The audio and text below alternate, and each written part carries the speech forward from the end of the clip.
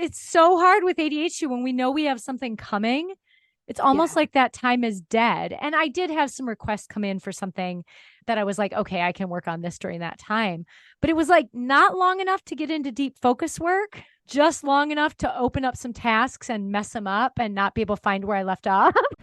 Hi, I'm Jen Barnes, and you're about to experience how to ditch the old ways of doing things, embrace your neurodivergence, learn tips and tricks to function optimally, and love yourself, neurodivergence and all. Welcome to the Self-Loved Woman podcast. Hey, it's Jen. I'm so glad you're here. We have another special guest that I'm so excited for you to meet. She's going to talk to us about something really special today. But first, I'll have Sally Crewe introduce herself. Welcome. Go ahead. Hi, Jen. Huh? I'm, like you said, it's true. I'm Sally Crewe. I am a Texas-based English wizard. And I do a lot of stuff to do with tech and websites and design and things like that. That's my wheelhouse. Yeah, that's actually partly how I met you. I met you in a program we were doing together, and Sally has this amazing program called Nurture Dash that I use for my hosting platform and my so many things, my podcast, my blog, all this stuff. But anyway, Sally's going to talk to us about something really special today in terms of creating or planning your day to match your energy. So I'm so pumped to have you. So tell us a little bit about, like, how did you get to this? Like, how did you get to this plan? Well, I didn't realize at the time that I was in the ADHD club, but I did realize I was struggling horribly with what's now I know is called executive functioning, as in particular showing up with the same energy consistently, understanding how to break down tasks, understanding what to do first in what order. The funny thing was that if it was something that I was really into, like designing or music, you could not drag me away from my office. Yeah, like, right. I didn't need to eat, pee, sleep. Just like I was just like, let me at it. Right. Which we now know is hyper focus. That's hyper focus. Yeah. But the rest of the time I couldn't really focus. And it actually really flared up. I did a little bit of VA work for a friend, and it started off great, as these things do with our condition. And the start of every project I did for her, I was out of the gate like a bull, like flying through things. And then as soon as the newness, that new car smell wore off, the novelty, yeah, I could not.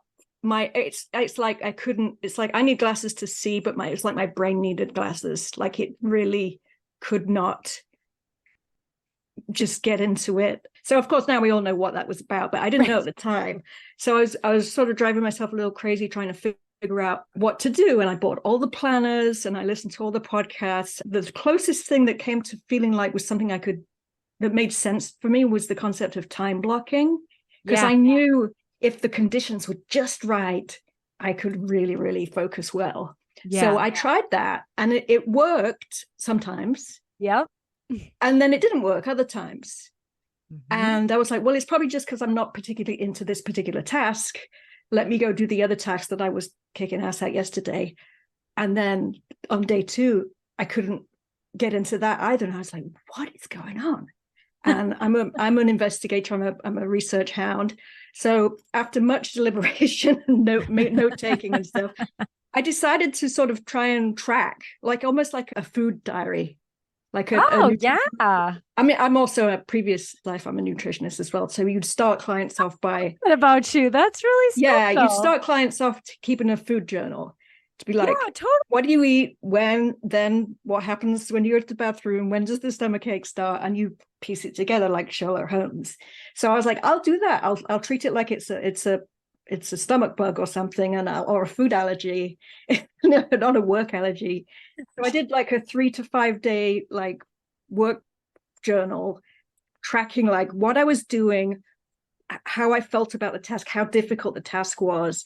And it was like a different person's brain showed up every day at a different time. Wow. So it really, really, I mean, I'm smart, I'm capable, I don't have imposter syndrome.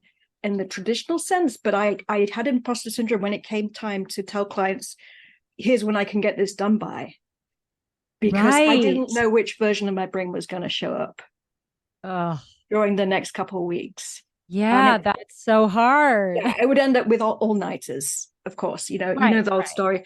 So anyway, I did this sort of detective work mapping, and I found something really, really fascinating, at least to me, was that I sort of saw a pattern. I saw a correlation between the times of the day that certain tasks were exciting and inspiring and therefore easy and get me in the zone. And then other times of day, I could not do that for all the tea in China, but I was pretty good at something else.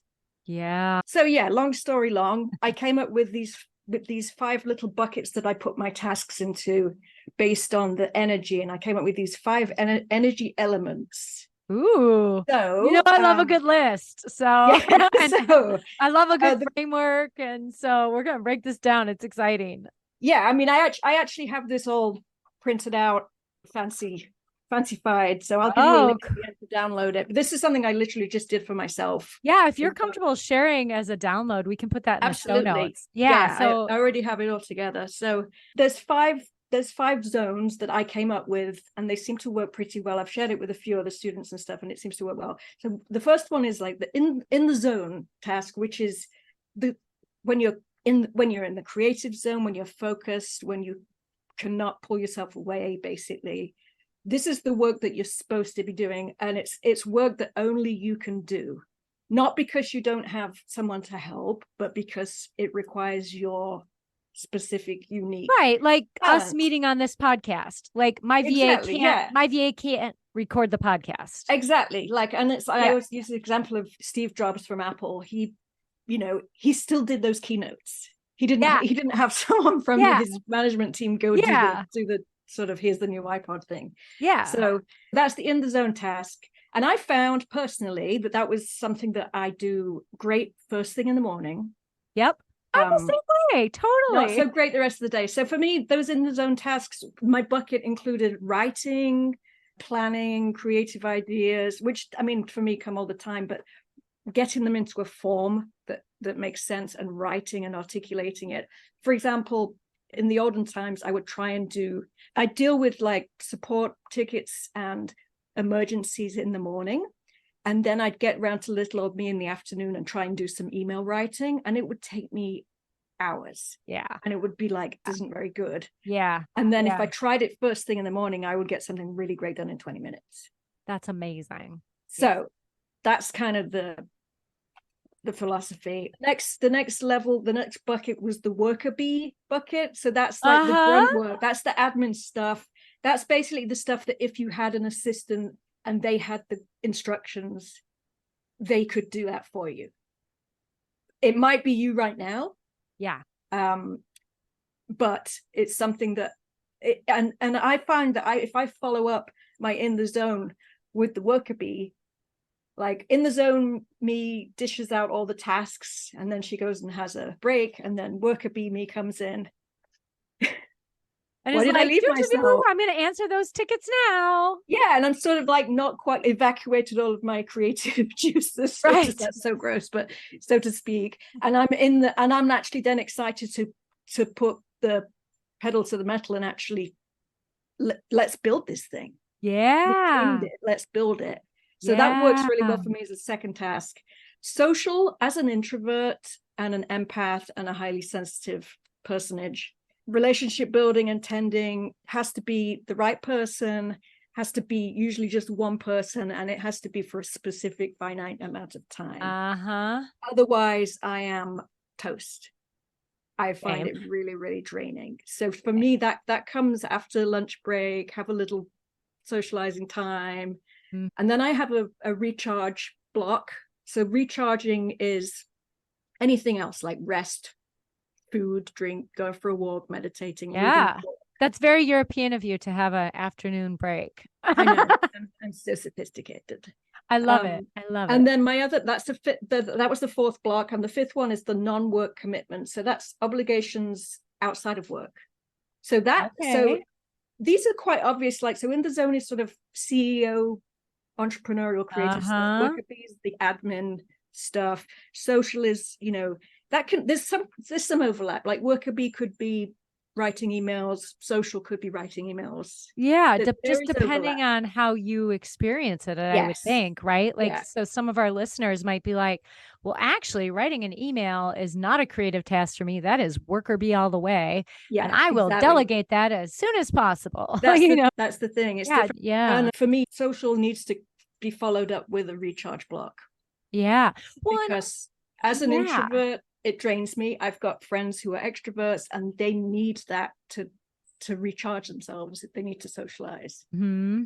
So like maybe even in the morning, if we have a listener who's got ADHD and they are more of an extrovert, maybe their first thing they need to do is a meeting. Like this morning, I had a meeting at 10 and it was great. I'm so grateful for that person. But I was like, oh, I need to schedule meetings later because it was enjoyable. It's not like bad. It just takes more energy. It takes a lot of spoons. It takes a lot of spoons. And so, I always, I have my calendar available. I get it really early, but I have my meeting zone between 11 and 3 because if it needs me after 3.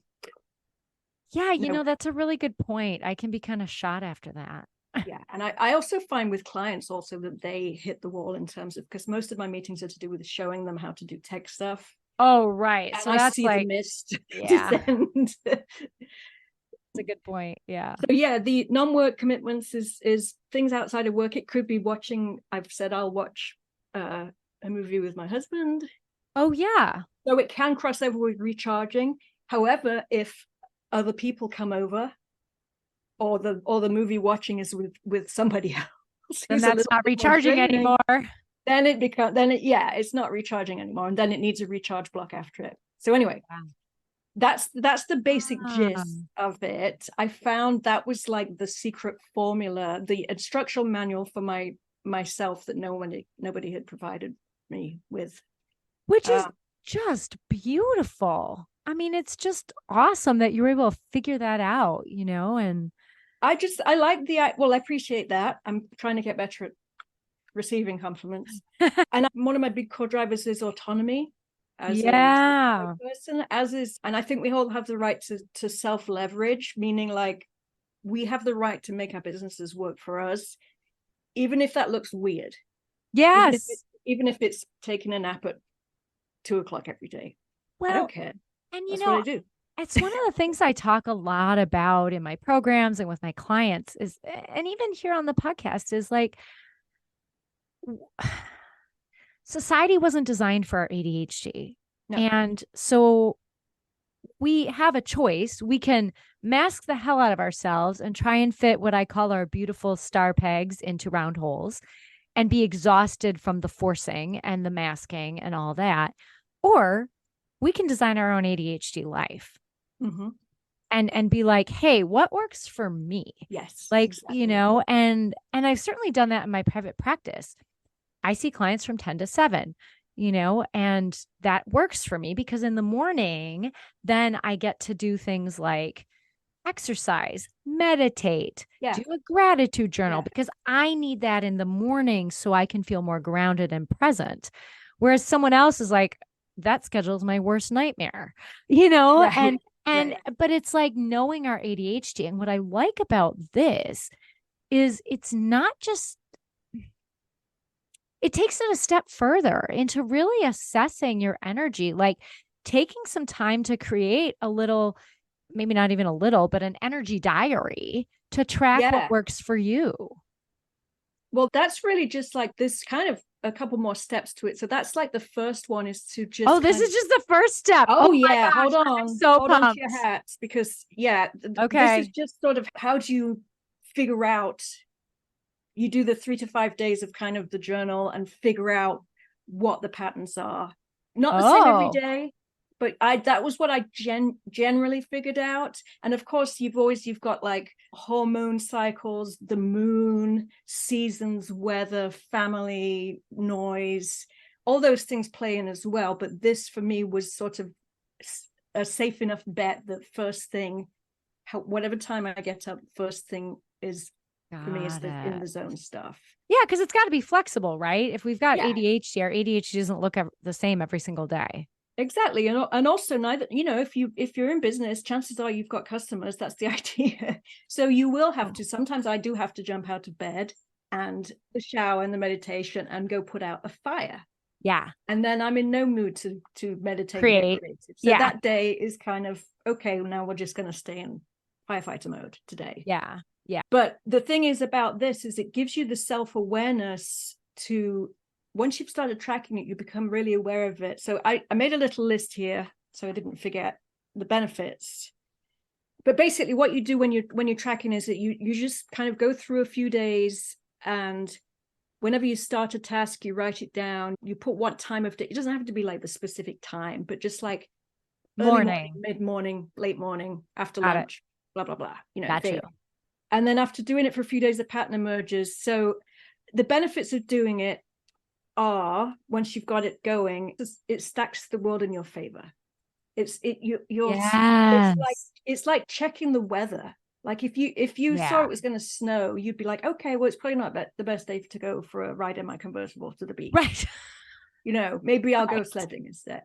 Right. It's just like that. So it's almost like your internal energetic weather report that and people look at astrology to check what phase Jupiter's in, but they don't think to check their own phases. That's fascinating. You're right. Or what phase the moon is in, or especially if Mercury's in retrograde.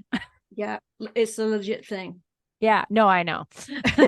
But yeah, those phases all do overlap as well, and I'm way big into those kinds of things. But this is really the main one that has the most. Of course, it has the most impact on you. It's you, your brain, your body, your energy. Yeah, it's like being your own North Star.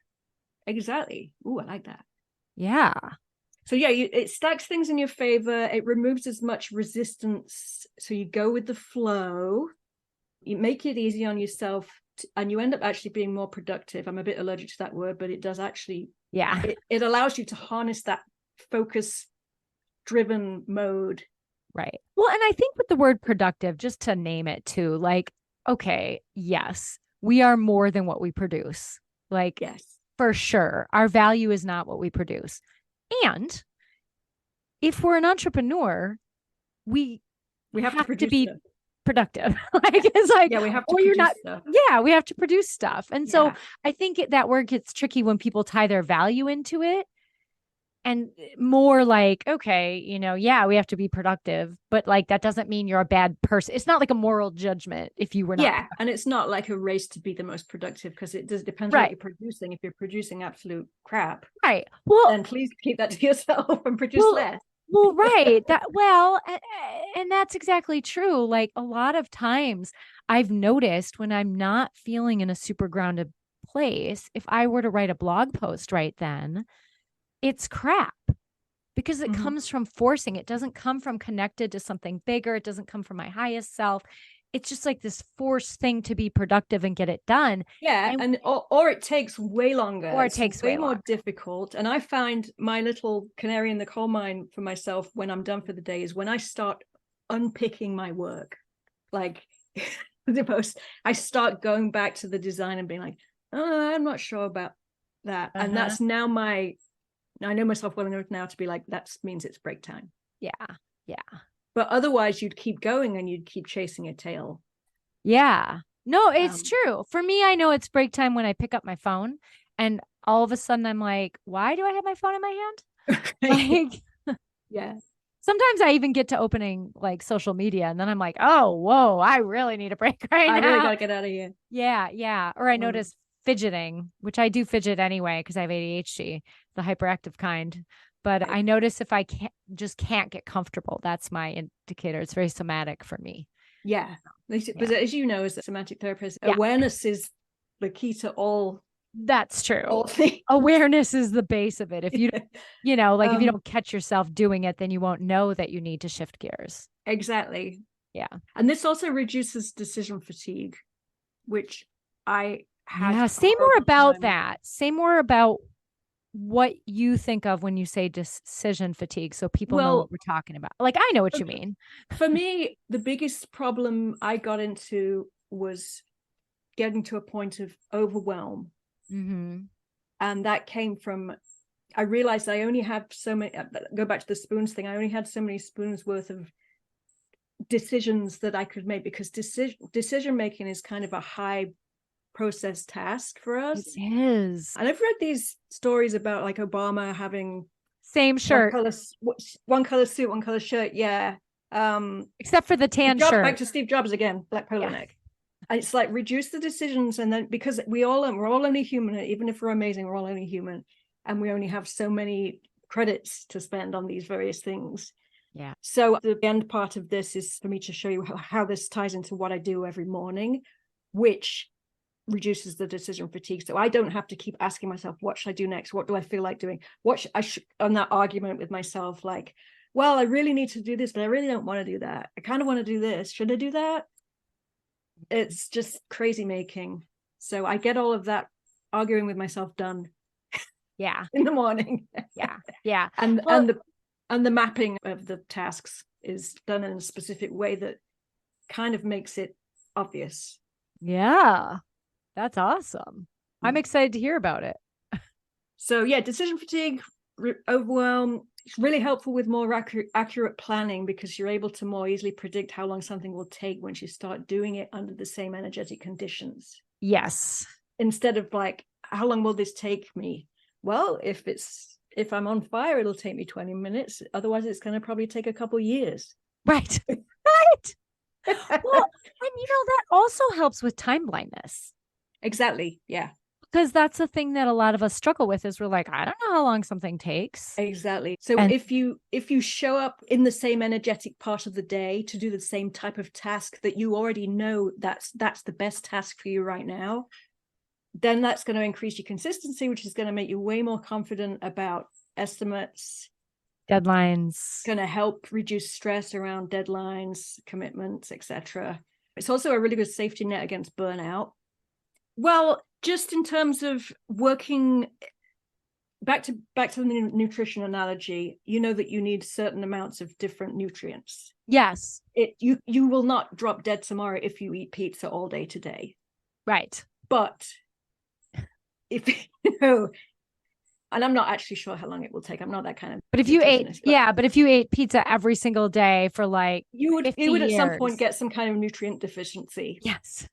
So I think this for me at least, gives me, as a former people pleaser and an empath and a highly sensitive person, this gives me a way to make sure I get my recommended daily allowance of recharge energy. Yeah. I also get my recommended daily allowance of inspired creative work that makes me feel good. And I also get my recommended daily allowance of getting actual shit done. Yeah. Which means my clients aren't going to be mad at me for not getting stuff done. Right. Yeah. So, and yeah, just makes you more aware. So it's almost like, these are the blocks. Doesn't matter what time, how long those blocks are. I read somewhere that, normal people with normal non-ADHD brains have 2 to 3 90-minute blocks of focus a day. And I average out about that. Okay. It depends. If I'm working on a website or a record, I will have a 3-week block of focus. Yeah. Yeah. But if I'm working on something I don't want to do, I'll have a 10-minute block of focus. That's what I noticed too. It's like, if I really want to do something, I can focus for a very long time. With these 5 energy element types, so 2 of non-work and recharging are not work related, but recharging is important, and you often will forget to schedule that in. And the other 3, or 2 of the other 3, need doing. So it makes sure that the things that need to be done get done, and it also makes sure that you are doing some good adulting and self-care inside of that, which would prevent burnout. That makes sense. We're not very good at tracking our macronutrients when it comes to. I think that's fair. That's fair. So there's some bigger benefits as well, which obviously we've talked about increases self-awareness. I found it increased self-compassion quite a lot, because I was like, well, why are you not able to do this? Oh, well, we're out of work at B time now. We should be in social time. That makes sense. Yeah, it's like a little kid. It's time for your nap. Yeah. That makes sense too. And then it interrupts the narrative that we've gotten from other people growing up about why aren't you, and the shame. It kind of interrupts that. Yeah, why can't you do this? Why can't you do this right now? Right. You did it before. It strengthens your boundaries with yourself and with other people. Right. Because if you're like, that is just not a good time for me to have a meeting. All right. Yeah, I'm not going to have a meeting. Like I said, my calendar is just not, I'm not available outside of those times unless I'm, someone's in a different country and there's a special circumstance. Right. But I've done that for their benefit as much as mine. And to be able to be like, yeah, I can do up to 2 meetings a day. Yep. Otherwise, I'm just a shell. I get that. It increases self-trust and self-concept. So, because I know, that you're more likely to be able to do what you said you're going to do by the time you've said you were going to do it by, because now you can time track accurately. Yeah. And now well, if this is going to take me, based on my data, it's going to take me 4 hours, and I'm going to have 4 of that type of work focus block between now and Friday. So I'll tell them the deadline that I'll have it to them on Monday. Yeah. And it suddenly becomes that thing that everyone could always do that I couldn't do, which is, well, next step, just break it down into little tasks. And I'd be like, right. What? How? Like, yeah. You've come across goblin.tools, by the way, right? Did I? No. Oh my gosh. Everyone listening knows I'm obsessed with this. So goblin.tools, it's AI. And I'm not going to break it down because I've broken it down before. I mean, there's all these different things it can do, but you can say like, break down the steps for, or record a podcast or create a podcast. And then you can say how neurospicy you are. So if you're super ADHD or whatever, then you put it there, and then it'll break down the task depending on that. But the key is you can't look at the whole list all at the same time, because then our ADHD brains will get overwhelmed. Right. Right. But there's other things to it. Like, how long does it take to clean out a cat litter box? And it will tell you how long, like how long it thinks. That's great, because these are things that the things we do all the time, but we're like, how long was I doing this? Yeah, we have no idea. But then there's also one that, I mean, there's another piece of it that's like, it kind of helps you rephrase things. So how do I say this in a less offensive way? Or how do I say this in a more professional context? Right. Or I would need the more assertive. Yeah. But there's all these I'm good with the friendly options. I'd need the more assertive one. But then there's the one too where like you can run stuff through, like, how would this come off if I said this? Right. And then AI is like, that would come off as kind of bossy. Like, I wish they built this into a lot of my customers' email tools. Right. When they call us. Yeah. Right. Just like create a filter. But anyway, I was just thinking about, we don't know how long things take. And we were talking about some of that. And I was like, OMG, have to tell you about goblin.tools. Because for anyone listening, if you haven't tried it, it's free. It's just like, I don't know. That sounds amazing. I'm going to definitely check it out. Yeah. It's a rabbit hole though. So do it when you have time to do this.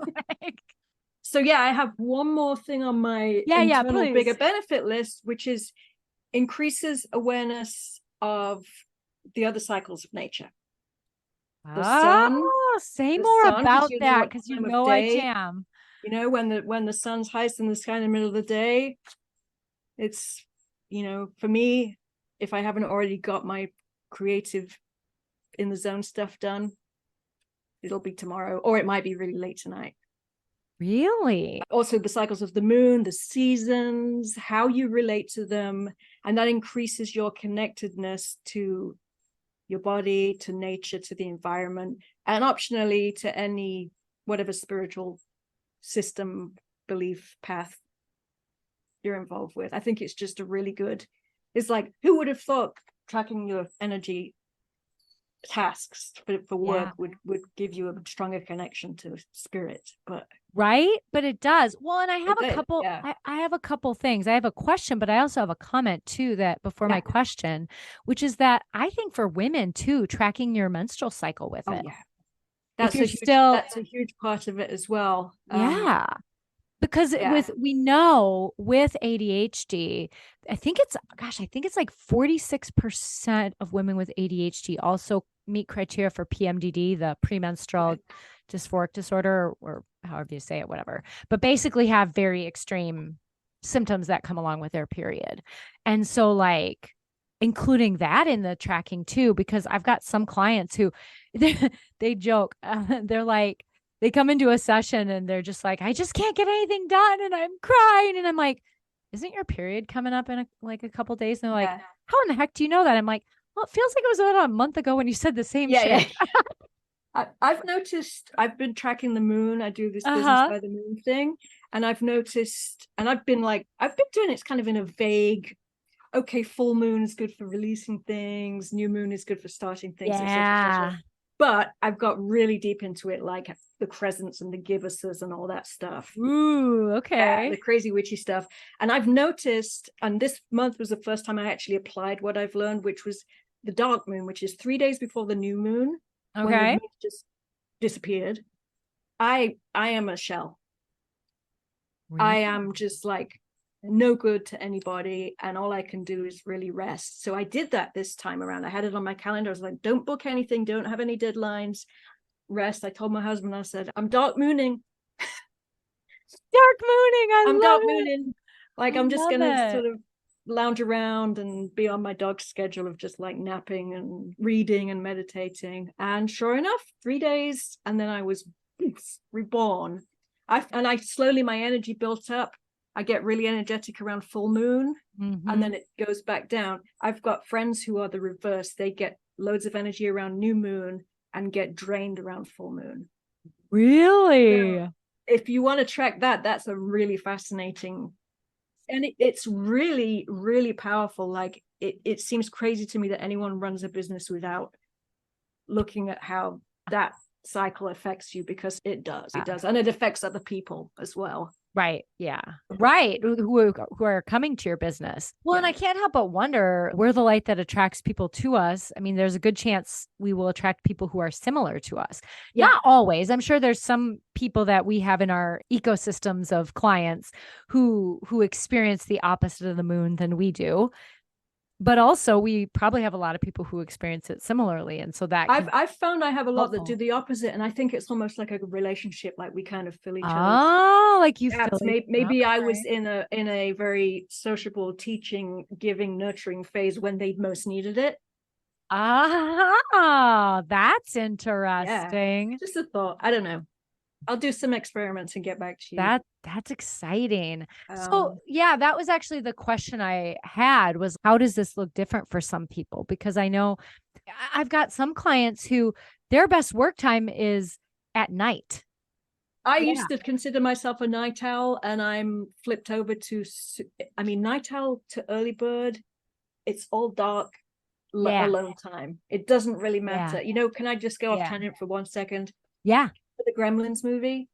Yeah. And they said, don't feed Gizmo after midnight. I sat there as a little 8-year-old being like, it's always after midnight.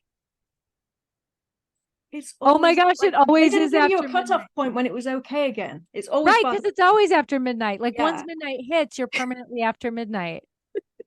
What a brilliant little lady you were. So the flow of the day, what tasks fall under each energy type is completely different for everyone. How you get your energy, introvert, extrovert, impacts of neurospiciness, impacts of being a highly sensitive or an empath, practical implications, physical health, emotional health, menstrual situation, family commitments, living situation, environment, weather, moon cycles, times of the month, year, different life stages, hormones, empty nest, pregnant, yada yada yada. And if you know this, that if you get this dialed in that works for you, and then suddenly you're like, what happened? I'm starting to suck, like I can't do this. The first thing you do is you go and recalibrate and track it, because something's changed. And that saved me so many times from like personal despair of thinking I was doing so well, and then I felt like you have a wave of doing something, being really consistent, and then suddenly you fall. And you beat yourself up and you go in a shame spiral. This is like, oh no, I'm actually fine. It's just my energy tracking schedule's a little bit off. Yeah. I've noticed that with perimenopause. I was like, okay, I'm going to have to shift how I do things because my brain functions differently now. My ADHD symptoms are traits. I prefer traits because I don't think it's a diagnosis. I like traits. I know I'm a clinical social worker and yes, I have to use those diagnoses, but I really prefer recognizing neurodivergences as that instead of pathologicals. But as far as traits, I noticed my traits were much more spicy as I started perimenopause. I'm like, oh, I used to be able to focus a lot better than this. Well, I didn't even realize I was until then. Yeah. And then you're like, oh, but it's fascinating. And you're right. It's so much about giving yourself the benefit of the doubt and trusting that whatever's happening, you'll figure out. It's like, oh, okay, this isn't working anymore. I'll try. And just knowing, like, as entrepreneurs and like not people who are like doing it full time and very serious about it, we do all the trainings and we learn from all the gurus. And the gurus mostly not neurodivergent. Right. No, I got that. Or even if they're not men and they're women and they happen to be sort of a driven personality versus I'm reading a book about high sensitive leadership right now. And it's been like, I don't know. It's okay. That's fine. I'm always like, ooh, I'm going to add that to my Goodreads because, you know. It's really good. It was one of those samples on Amazon and I get the gist and then I don't buy them. This one I was like, oh, cool. 3 pages in, I need this. Yeah. Good to know. So that's a big difference. Like it's as big as the introvert extrovert thing. Oh, interesting. So let me just tell you how to actually use this data. Weave mind. Yeah. So first of all, every morning you list everything that you need to, you do a brain dump, you list everything you need to do and anything that's floating around in your head taking up valuable precious space. Yeah. This is what I do. I mark each item with a color, or you can use a symbol, or you can use arrows, but basically I have in the zone I have as red, worker bee as yellow, social as blue, green as recharging, and non-work as purple or pink, depending what pens are lying around. Yeah. And then you decide which item in each group. So you've got the tasks, you've sort of herded them into the right pens. Okay. And then you decide which item in each group is the most important, and you put a 1 next to it. And then you go through and you put a 2 next to the second important. And then got it. Okay. So then you rank them. You rank them. I just do 3. Maybe if they're really small tasks and you know that you're going to be able to knock them out, you maybe do 5. But yeah. It depends. I try and stick with 1 to 3. And then, once you know which type of task to start your day with, you basically suddenly have a schedule. You're like, okay, well, I know I do in the zone, worker bee, social. Those are my order for work. And then sometimes worker bee again, depending if I'm behind. But then I was like, okay, now I know I'm doing task 1 now from this column, task 2. Yeah. And I've been doing it for about 4 years. And it's working well? Yeah. That's amazing. This is such a wonderful framework for people. And I get a lot of questions. And I mean, I can share like what I do, but this is so much broader in terms of just considering those energy levels and everything that impacts it, right? Like, and it's just a framework. I mean, it's designed, the way it's designed is here's how I do it. Here's the basic ingredients, but make it work for yourself. Well, yeah, because I also adjusting it, and it's not like a rigid system. Right. Because I also wonder, like, you've got these nice 5 elements or energy levels or energy types, I should say, like, the in the zone, the worker bee, the relational one. But I wonder if someone else might even find, like, as they look at their data, they don't have those same 5 categories. They might not at all. Or, I've already touched on the fact that they might have things be under different archetypes. Yeah, exactly. They're really archetypes, I guess. Yeah, they are. They are. But you could have, I mean, I'm not a parent, but if I were, right, I would have another whole category there. Totally. Well, I find that my clients that have kids, what gets really hard is they get interrupted a lot. And so it's really hard to get themselves to focus for any length of time if their Right. kids are around, and like I work with some single moms. And so it's just like, I mean, during the summer in particular, when the children aren't in school, and if they're a single parent, a lot of times they can't necessarily afford to just shove them off into daycare or something. I mean, I want to say shove, but No expensive, fancy summer camp. yeah, there's no right, right. And so then it's like, how do we find this? And to me, I'm like, get up early or stay up late. But you're right, those buckets will change or archetype. I mean, there's a potential for sort of shame for people who don't have the time to do the meditation in the morning or whatever. But Yeah, even if you can only do a 5-minute breathing exercise while you're on the toilet or in the shower, right. Yeah. it's just to hit that nutrition. It's like, okay, you can't have the real nutritious meal, but you can take the vitamin. Yeah. I know you're English based. You're originally so from you England. can get back to the recommended daily allowance at least, and it's sort of training you to be like, I need and deserve, and I'm going to take one recharge block, one blah blah blah. And I bookend my day with self-care versions of the recharge block. There you go. I like that. Yeah, I've just done those basic categories, but there's other ones, Yeah. Well, and what I like about this is it's flexible, because for me, I actually plan better the night before, but if I wake up and have a low energy day, then my plan shifts. But I actually do better. I sleep better if writing the tasks out at night. I have actually done this in the evening as well, especially if I've been like in a position to have a nice early night. Yeah. And I'll be like, okay, I'll do my brain dump before bed and then do the thing. And then that's great. And another little hack for me is to put the most important thing on a post-it on my computer screen. Yep. I haven't done it for today because I've had, so I don't forget. Yeah. Yeah. I have a note card that I put my top tasks on every day. I haven't filled it out yet because I've had all meetings this morning. Yeah. So at any rate, yeah, I mean, I think this could even be split up. Like I could see myself doing the task dumping at night, which is kind of what I do anyway. Yeah, I mean, it really means what you need. Yeah. It's just a case of making it work for you. Right. Or for me at the end of my workday. I originally started doing it, so I'd sit with my notebook and dump out all the things I needed to do. And then I'd get out of the bath, and then I'd waltz into my office and I'd feel fantastic, like I'd been to a spa and I knew exactly what to do. That's awesome. I've got a client who has a hard time getting themselves to do their morning plan or whatever. I'm going to recommend bath storming to them because they would totally go for that. It's good. There's something about it. It does, because often I find a bath at night would just put me out. Yeah. Whereas in the morning, it's sort of if you struggle with anxiety or anything, or if you're achy, it's really nice, and it starts the day on your terms. Right. Well, and you can put some essential oils in there, depending on. Yeah. So try and get your cat to take notes. He normally falls asleep on the job, but it's great. It's like, take that me time wherever you can. That's lovely. I really like that, Sally. I like that idea. Yeah, that's cool.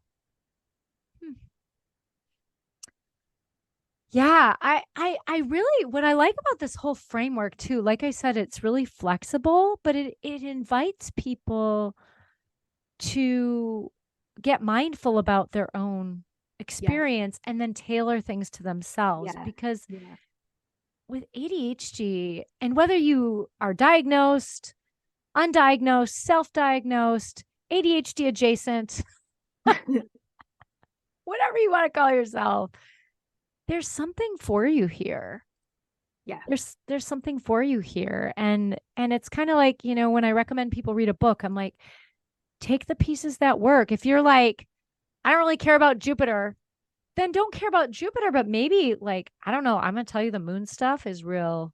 The moon stuff is the moon stuff is real for me. Yeah. And for sure, I notice as a therapist, and I know you as a tech person notice and that. For the tides. Yeah. Like the moon is like the moon. Yeah.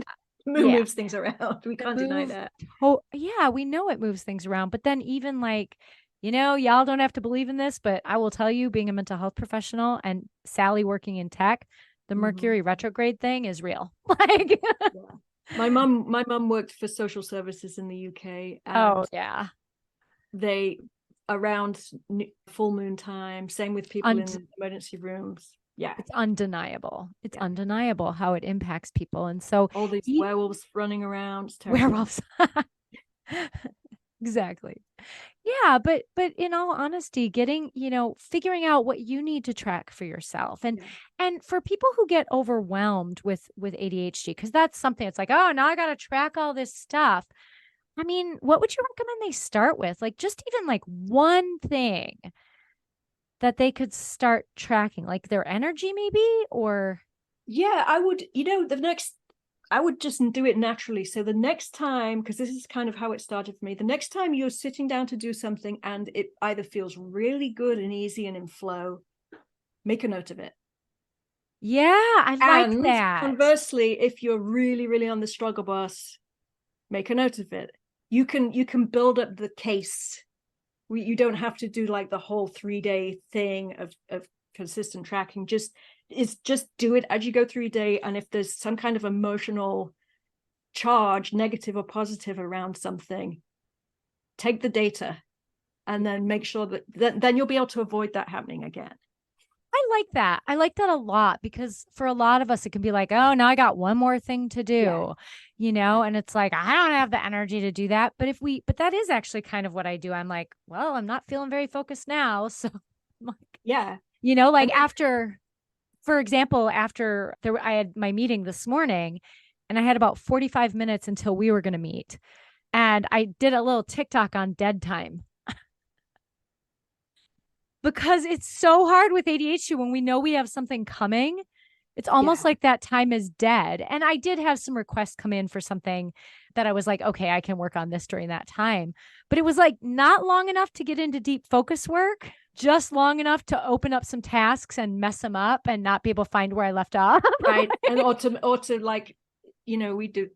I think my husband's a little bit on the ADHD Uh-huh. slightly. Uh-huh. He's sort of self-identified a bit, but he's very organized, very different thing. But it's sort of, if we've got 3 minutes till we have to leave, he'll find a 4-minute task to do, and we'll be late. And that's just how the brain wants to I can use run all like the that time, sometimes. because time feels so precious Yeah. and Yeah. scarce. But with time blindness, it's really difficult to figure out the mapping this whole thing and tying it in with the seasons even has been Mhm. helpful to me, because time blindness to me is not just about the minutes and the hours. It's the months, it's the years. Yeah. When you say it's the years, it's funny you say that. It reminds me of, this is kind of going a little bit off the rails, but it reminds me, I think it was like the 50th wedding anniversary of my grandpa's brother and his wife. So Faye and Adele, because we would always call Right. them the farmer and Adele, the farmer and Adele, anyway, whatever, it doesn't matter. But anyway, we were at their 50th wedding anniversary. And I think I was like in high school or something. And I was of an age to at least think to ask this question. I was like, how do you do it? Like, how do you do 50 years with the same human? Like, how do you do that? Right. It's probably no surprise that I asked that as an adolescent and I choose not to be married. But anyway, but what they said to me was, well, there's good decades and bad decades, and you just learn to find your way through it all because you decide you want to be together because you love each Right. other. And I was Right. like, a bad decade? Like, that's Okay. a long ass period of time. You're like, that's why half marriages fail, because they start statistically, half of the marriage would start on a good decade and half of them Uh-huh. would start on a bad one. Right. Right.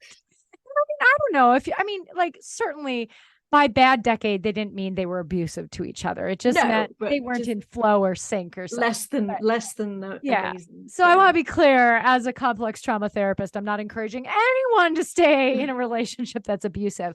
But it just, it reminds me, you said like paying attention to the flow of like the seasons and the years and maybe even the decades. Like there are patterns, and I don't know if it's a neurodivergent thing or if it's specific to women from Sherwood Forest, but I seek patterns in everything, and there's always like there's always patterns in nature. everything. Yeah.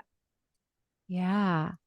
there are patterns. I love patterns because I'm a former, I guess once a mathematician, always a mathematician, but my undergrad is math. And so patterns were my thing, Yeah. right? Like I love to find patterns and work on patterns and solve problems and things like that. So, Yeah. but you're right, there are patterns and things, and it's a matter of seeing them. But what I like that you said is if you're looking to get started with this, you can just notice the extremes for now. Like, yeah, the extremes will do it. That's really yeah, all you need to, because to be honest, for me, the extremes are the social is one extreme in terms of that will absolutely my battery. yeah, Solitude and creativity will charge it up. So if yeah, I am in a situation where I don't have access to one of those to offset the other, yeah. I'll kind of spin out. You'll So spin out. And then it's about giving yourself permission to take what you need. Like I yeah, have a long list of things I need to do today, but I also know as much as I love talking with Sally and much as I love my first meeting, I'm going to need a break. Like, yeah, and so we yeah. give ourselves permission for that instead of shaming ourselves, maybe like we would have been done in school. It also helps you push through. Like if I have a social thing or a work or a worker bee thing that goes Yeah. on a bit longer than my designated time, but I know I've got A something break coming up. coming. Yeah, then it's sort of like a self-parenting. Yeah. Yeah. um In 20 minutes, Sally, you're going to have a break. yeah, right. I also do this thing now where I actually have a sort of a reward at the end of the week. Oh, It's just I sort of window shop. I don't do social media anymore, so for yeah, yeah. my fun time, I window shop on Etsy and put things in my cart. Ooh, that's fun. Never buy them, but just like let the coupons fly towards me. You let the coupons fly towards you. That's kind Yeah. of fun. Yeah, I But noticed that now. Coupons on Etsy. I never knew that was a thing, but all of a sudden I keep getting them. I'm like, where's this? What's happening here? So that's kind of fun. But yeah, very cool. Well, awesome. Sally, this has just been so enlightening and it really breaks it down for people in a way that people can make it their own. And so I good, really, yeah. really, really appreciate you sharing this framework today. And thanks for being on the show. Oh, you're welcome. Thank you so much for having me. It's Yeah. been great fun. And I have all of this stuff available. I'll package it together as a download that Yeah. people can grab. So if people want to find you, I believe your website is Yes. Sherpa.com. Is that Yes. right? And we'll put Sherpa, that in yeah, the Sherpa, not sherbet. yeah, Sherpa. Sherpa. Yeah. Sherpa. Yeah, yeah, which I think is so cool. Like, I just think that's awesome. It's kind of a struggle because between your British accent and my Minnesotan accent, no one's going to know what you're saying. I've So I'll actually I put it in said the that show because notes. I've had people say website sherbet. I'm like, yeah. Yeah, Yeah, that's the that's name what of I called it. That's what my business is. yeah, of course. Of course. It's so funny. So if people want to find you, they could go to the website Sherpa.com. Yeah. Yeah, awesome. And from there, there's links to all my other little brands. I have Nurture Dash, as you mentioned, Yeah, which is Nurture Dash kind is of a amazing. I just have to course. give a little plug for Nurture Dash. I know that's not why you're here, but like, I think I'm your top fan. I might not be, but I'm obsessed with Nurture Dash. Nurture Dash. So I was a Kajabi user for 3 years, and Nurture Dash is better. It offers all the stuff Kajabi did, but in a way that makes sense for my brain. But if you're looking for like an all-in-one platform, but with real humans, like people that care about your business. It's a small business. We would be supporting when you do Nurture Dash, you're supporting a woman in small business, which is Sally, who has We like plant trees every yeah, they month. plant tree. I know I had trees planted because I got Nurture Dash. It was so cool. I was like, oh, that's so special. So if you're looking for a course hosting platform, I can't recommend Nurture Dash enough. That's not why we're here. Thanks, Jen. But I just want to say, like, I just am a huge fan. And there's a learning curve with anything, but I found the learning curve for Nurture Dash was less than with Kajabi.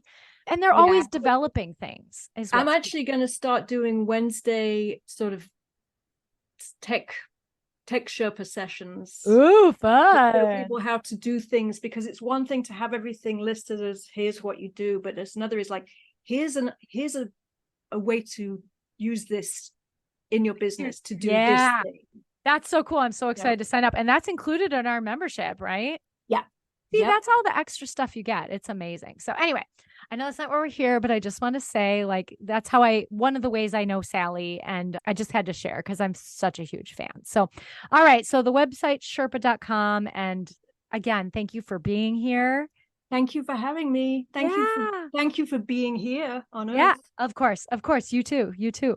Oh, you're Yeah. welcome. So if you're listening, I want to just thank you for tuning into this episode. Make sure you follow if you're not following yet. Check out the show notes for all the goodies. Sally's going to share her little handout, which is so cool. I shouldn't call it little because it's powerful. It's like petite, it's like small but fierce handout. Oh, it's huge. Yeah, it's so fierce. And so we'll share that. And then again, make sure you follow and please share. So, all right, catch our next episode and take care.